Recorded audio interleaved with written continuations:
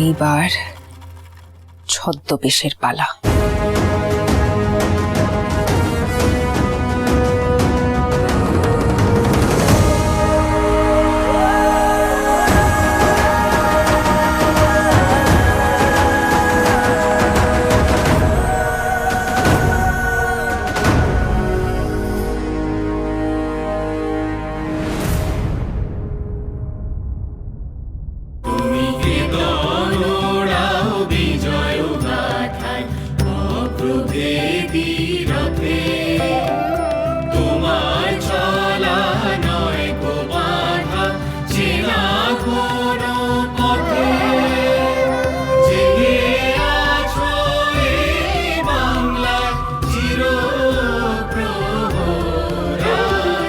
এর নাম নেবেন আজ্ঞে।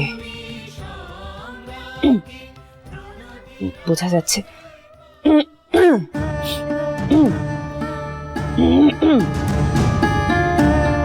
গরিবের পেন নাম নেবেন আজ্ঞে হুজুর। এবার বোধহয় ঠিক আছে। আচ্ছা, যদি পেশার ঠাকুরপোর সাথে যুক্ত কেউ নজর গেড়ে বসে থাকে তাহলে অসুবিধা হয়ে যেতে পারে।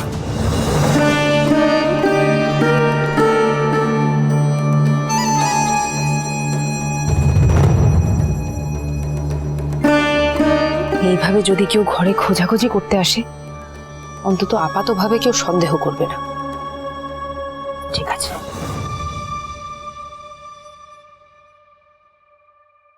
হে মা ভবানী, দেখো যেন সফল হয়ে ফিরে আসতে পারি। আমার ইন্দু দিদি যে কোন অবস্থায় রয়েছে, আর সময় নষ্ট করা যাবে না।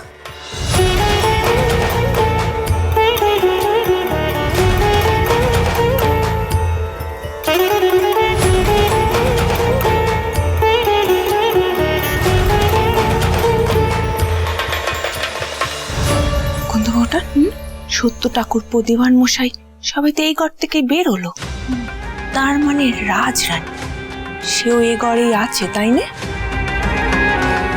এই তো আছে দিদি, ঘুমাইতাছি। ঘুমোচ্ছে? এই সবে এত কথা বললো আর এর মধ্যে ঘুমিয়েও পড়লো? না না না কুন্দ বউটান, আমি যেটুকু ওই আগরের মেয়েকে চিনি সে বলেছে একদিনের মধ্যে বেদবাদেরকে উদ্ধার করবে। শপথ নেওয়ার পর এই মেয়ে তো ঘুমোনোর মেয়ে নয়। দাঁড়াও দেখি।